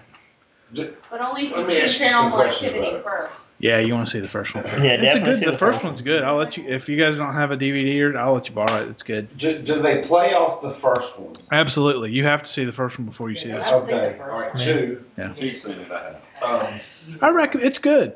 It's good. If you like horror movies, Oh, yeah, I love yeah. it. You know, one had an alternate ending that nobody saw. I saw it. Yeah, with the policeman. Yeah, we saw it. I love the one they went with was the better ending to me anyway. I like that better. Because the officer thing was kind of cheesy. What's on top of my head? The kitty. The kitty. There's always a cat on it. Yeah. Yeah. Do they set it up for a third one? Yes. I don't want to be too much of a spoilerific things that just came out, but me and Sean have already talked about what would be really awesome for a third one. Yeah. Yeah. I'll tell you, man. Last Exorcism comes out, I'm buying that. Yeah. I got a few DVDs I got to buy next month. You got to get the Scott Pilgrim movie. What is that? You don't know and you don't want to know. Okay, let it go. Yep. Let it go. Just mention it for the two people that might know about it. Yeah. But if you're in this, if you're doing what we do and you're kind of interested to do a little bit of what we talked in the first hour, watch Last Exorcism. That resonated very well with me. You know, and it's very much like The Last Exorcism to really get, I guess, complacent or really question about what you're doing. Is it really you acting? Is it really happening, or is it something where you kind of get used to it, kind of like that guy did? I love the how he was very, very arrogant with it because he just knew it inside and out. Yeah. It wasn't really. He took pride in what he did, and he was like, "I bet you I can put my grandmother's banana bread recipe in this next sermon, and no one will notice." Yeah. The first few minutes are awesome, but it's really, really well done. I love the found footage style anyway.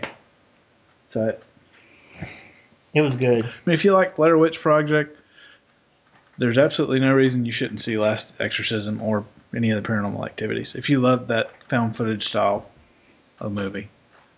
Did any of you guys see the original Blair Witch? I did. Mm-hmm. I don't think I've seen it all the way through. I saw it. You probably saw it on TBS like you did. I did. I saw what I saw on regular TV. I didn't put a movie in. That's how I saw The Exorcist on TBS. I can't unless he's in the theater. I can't get in to watch it anyway, so it don't matter. It's really hard for me to sit still that long to watch a movie. Unless you're in a theater. Yeah. Have you ever seen the first one? Oh, you have. Oh man, I love the Saw movie. Yes. I only saw the first one and the second one. I got them all. Which ones are good? The first, All of them. Really? All of them. I thought the first movie was morally correct. Yeah. I hate to be like that, and I know it's gory, Yes. but if you I think about agree. morals, they wrote that movie off morals Yes. of what happens when you cross that line, the punishment that you'll get. And they all had a chance. And they all had, they basically, They all had a chance. yeah, they all have a chance. You know, the girl got away, Yeah. and then she, you know, they twist her up, and, Right. and then, but it's weird. I'd like to see the 3D stuff, you know, but they're supposed to really close it. But I thought they had closed the Saw movies on the last one, so it's probably going to be cheesy. I mean, was the story actually on par with the rest of them? Yeah, I mean, it follows a lot. If you want to check them out, you can borrow them. I got them all. It follows the life of the man, and then it answered a lot of questions for me personally in the third one. Have y'all? about the wife. Have you seen The Frighteners? Has anyone here seen The Frighteners? I've With made Michael you J. watch Fox? that with Michael J. Fox. I watched it and I was a big fan. I That really was one of my liked it. favorite movies of all time. Watch it, and I had to leave or something, and I never got a chance to see it. I loved it. It's not scary in any way, shape, or form. It's just really well done. It's Fan a of great Michael J. movie. Fox. Yeah. I like him in that. You Like, know- I like his adult stuff. You know, I really thought it was going to be cheesy, and after I watched it all the way through, it was really good. But it would have been, if he wouldn't have made me sit and watch from getting to the end, I would have never done it. I thought that's ridiculous. I ain't listen, absolutely, but it was really good. It's Peter Jackson, so I'll put it that way. He directed it. So if that doesn't, has anyone seen The Lovely Bones? Speaking of that, Yes, I have. was it any good? It's, I heard it was like, it's okay. It's If there's okay. not a lot of sex and violence, you don't like it. No, it's okay. What do you think about the new movie coming out? I think the middle part of November about the spaceships and the aliens and stuff. Skyline? Yes. I'd like to see that. Did I not tell y'all a month or two ago about all the alien spaceship movies fixing to come out right at the first of the year? There's about 2 or 3 Man. fixing to come out. I just hope they do a better movie than that. It just seems like we're going to take ID4 and make it crappy. I'm like, You know, I don't know. isn't there a new movie out too about a psychic? Hereafter. That's what I want to go see. What's it called? Hereafter. It Yeah. reminds me of you, Sean. Everything. Sean, See, were you with Marky Mark in the Funky oh, Brothers? so y'all trying to make a joke. See, everybody makes a joke out of everything that goes on. Yes, we do. No, go But, ahead. I mean, it actually does. The kind of story kind of reminded me of you and a bunch of different things. It's Well, I'm pretty a little cool. upset because it kind of reminded me of me. Oh, really? Yeah. Sorry. I You need like to. to argue too much. I think we need to go see that. I would like Yeah, to we see do. that. We definitely all need to I go want to see go that. see it. Great movie. Let's go. You think they're ever gonna make- They need to come out with another Toxic Avenger. Anybody think they're ever going to actually make a Ghostbusters 3? I thought they were. I thought they were. It's kind of late in the game now, The isn't it? first Yeah. one was good. Yeah. Second one was a little pop How about culture. Top Gun 2 maybe and Batman 3? Well, they're making another Batman. I mean, Chris Nolan's doing an awesome job anyway. What do you think about Top Gun 2? Why was there a Top Gun 1? Yeah. You know what? You remember how good that movie was when it first came out? And you ever try to rewatch it now and you're like, wow. I've tried to rewatch Maverick it. and Iceman. The latent homosexual theme in there is horrible. How about this? How about Miami Vice is coming back? I love Miami Vice. Did y'all like the actual movie? I did. No, I didn't. See, Hump didn't, I did but not. see, you know what? Somebody told me don't go watch the movie and don't think about the episode. Because I never watched it at first because they said, well, they didn't, there's nothing like the original series. Crockett's not a Florida football player. They took away everything else, and then when I kind of got my mind away from the series and just kind of looking at the movie, I liked it. I did. I like the Too much 18. like Bad Boys. It was very much like Bad Boys. Yeah. Really? But I love the Miami Vice series. Yeah. I still watch them. Did y'all see the 18 movie? No. No. I liked it. I never watched the 18 though. I don't think it's a bad idea to bring back the Miami Vice TV show with Don. Not right now, no. I don't think it's I bad. remember If when it's they done used to right. strike now If when it's the done iron's right. hot. The whole thing, the way they used to do the Miami Vice, I always still tell you the episodes with Willie Nelson, U.S. Marshal. the Texas Ranger is You fantastic. made me watch that. Yeah, the Smuggler's Blues one's excellent. The ones with oh my God, I can go back to all these episodes. They're great. I put a video on my I Facebook know a couple of what days you're talking about. Yeah. from a Phil Collins song that I saw from the clips because I was so fired up. I YouTubed Miami Vice and watched all the clips. Yeah. And you can go back and watch episodes. And you remember when the drug lords killed Tubbs' wife and baby, and then they go to the funeral and they play that song by Phil Collins and Sting? Y'all have to go to my Facebook and check out the No, video. that's at the end of the series. Yeah. The end of it. Miami Vice the movie's excellent. If you go back and watch it, that's when they play In the Air Tonight. Yeah. Yeah, and did you see the second movie, The Prodigal Son? Yeah. That's a great one. Yeah. I never really watched. I think that was after my time, wasn't it? You're a little young. Yeah. This was mid-'80s. Yeah. See, in '83, I was born in '83. Yes, Yeah. you missed it. Remember I used to have the white pants and the khaki shoes and I'd wear a teal shirt with You a white did. jacket? You did. I was like in 5th grade. Yeah. You know, I used to watch like a lot of old series on Sci-Fi when I was actually. I was the same age they were on the show. We were young I want to see if you guys remember. Did you guys ever watch Kojak the Night Stalker, the original? Yes, not the, sir. Yes, You talking about the real Kojak? The real Kojak. Yeah. With, Not Telly Savalas. Yeah, Telly Savalas. No, not him. Not him. No. Kojak the Night Stalker. It's a No. difference. No. It's not Kojak the Night Stalker. It's what is it? His name It's is Kolchak. Kolchak. Kolchak. Yes. I always say it weird. It's not Yeah. Kojak. Yeah. It's Kolchak. No, He's basically a reporter that only covers weird stuff, and he solves the mysteries of the weird stuff. He's like with the Inquirer type. Oh, thing. wow. Man, awesome. It's I've awesome never seen show. that show. Did anyone ever watch Tales from the Dark Side? Oh, yeah. And the Crypt Keeper. Oh, Not yeah. the Crypt Keeper. Matter That's of fact, Tales from the Crypt. No, I hadn't either. Tales from the Dark Side. Tales from the Dark Side had a lot of awesome stuff in it, and Yeah, amazing that was stories. Is that kind of like the Twilight Zone? Yeah. Sort of. Sure, no one ever seen it. We never watched that I either. watched Tales from the Dark Side. I used to love that show. Tales from the Dark Side was awesome. You know what? I rewatched recently, and I completely forgot how awesome it was. What's The it? first Creep Show Oh, yeah. Oh, yeah, that was I awesome. hadn't seen that That either. was good stuff. with Stephen King. Yeah. I left the Yeah. sheltered life. I used to have comic books that whole movie. Really? It's good times. The original Creep Show. The one with the roaches. Yeah. Man, The bugs? that wigs me out. Because we were doing a job one time back when I did construction work. And it was cold, man, it was cold. We had to go in and we were tearing the ceiling out of this building. And I was taking a crowbar and jamming it up through there, and I snatched these big pounds out. And all of a sudden, 10,000 cockroaches poured down on top of me, ran up my pants. It's like 12 degrees outside. I stripped butt naked, run outside, and I can feel these things crunching under my feet every time I take a step. Oh, They're God. running everywhere. Some of them are this good. Oh. I hate cockroaches. Oh man, that's breaking That's my I couldn't imagine. I would die. I would literally die. That's not good, Well, man. they tell you, I mean, once you see one in your house or farmer and stuff, you start seeing them, that means you've got an infestation in the wall and they have no more room. And once you start seeing them, Oh, a wow. lot of times they're in the houses. She had an infestation on this. But yeah, once you start seeing them but- coming out, they're too full in the walls and stuff, and then. Better use Oh, wow. smoke bombs. Mhm. And there's a lot of people in here that are saying, yes, Kolchak. They remember Kolchak. Yes. It's an awesome TV show. show.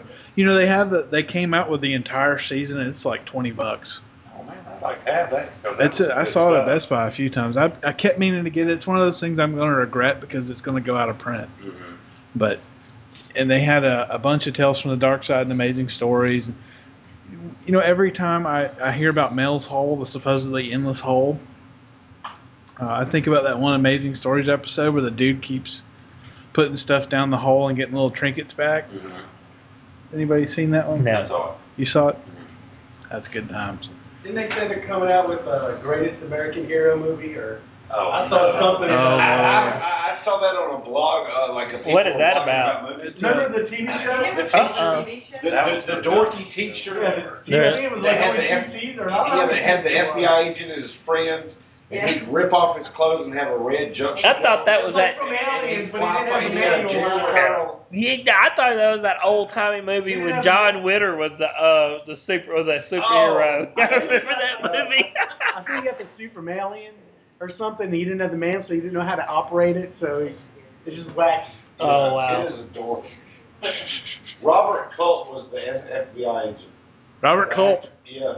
He showed you how old that was. Yes. Yeah. That's a good time. Horrible. Man, Supernatural's actually picking up this season too. I have not watched it. How's that going? Good. You don't have the patience, man. Your life. I don't. Maybe it's good for you, but I could not stand not having my shows like that. I only have one right now, but I don't know. My mind. I don't know what's wrong lately. that's fine. If you're good with it, I'm good with it. But it actually makes me sad for you that you can't see these things. Well, y'all tell me about it. We tell you about it, but it's not the same. It is. No, it's not. I just replay it in my mind and I'm good. Whatever. If you're good with it, that's cool. But You know, I really hadn't. I hadn't watched anything at all this week on TV. yeah, I mean, you watch the games and all that. I really don't watch a whole game. If you think about it, you know, it's really hard though with 2 little kids, a busy schedule we're on. It's just hard. If you wanted to, But you could do you it. want a Tom C. Hall CD. Yeah, I do want a Tom C. Hall CD. That scares me. He's gonna make You know, time for that. you know, my musical taste is. I look at it sometimes and I'm like, wow, I am such a dork. You know, how many 36-year-old people are riding around right now listening to Graham Parsons? Not me. There's a lot of kids actually with way too tight jeans doing that. Really, Yes, there's been a resurgence in alternative country. really, that's awesome. I love Graham Parsons. You remember the band that I Yeah, gave you yeah. that basically tries to impersonate him on every song? Yeah, that's true. They don't really do too good of a job What you sometimes. doing over there, Yeah, man? that's what okay. I'm wondering. I'm itching my thigh. You're a big man. It's down here, guys. Wow, Jake.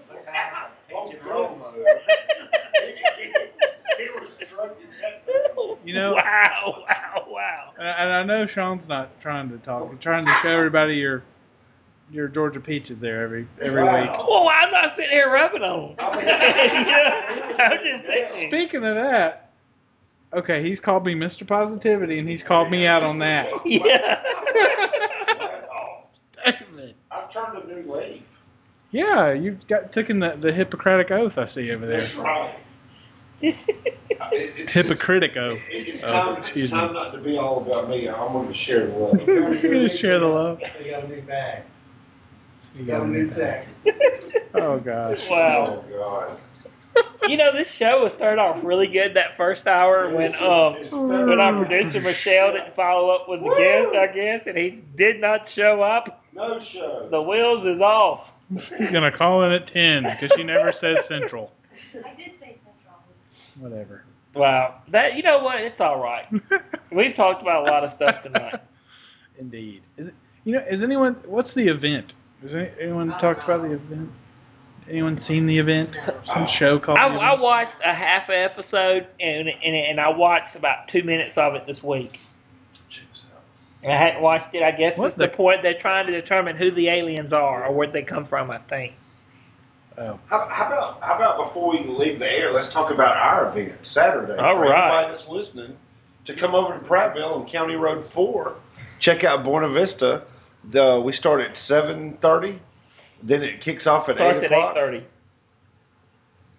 Show up at 7:30 and hang out with us for about an hour. It's $10 a person. All the proceeds go to the Historical Society of Watauga County. Check it out on the website www.seansellers.com for good times. You know, it's a cool place where we'll have it. We'll have the presentation. We'll talk a little bit. The historical tours, the whole nine. Should be a lot of fun. There's a steak and shake nearby. Yeah. With, Family friendly. yeah, it's definitely a family-friendly event. 12 and up. Yep. Wear your costume. Yep. Speaking? Jake, Huh? You speaking, Jake? Yeah, well, a little bit. Are y'all dressing up? No. No. Yes. I'm dressing up as Jake Bell. Wow. Well, all right. Just don't be playing with your twig and berries. You really feel the need to tell me that? Now remember what Hump said. He said 12 and up and had to wipe a little bit of drool off.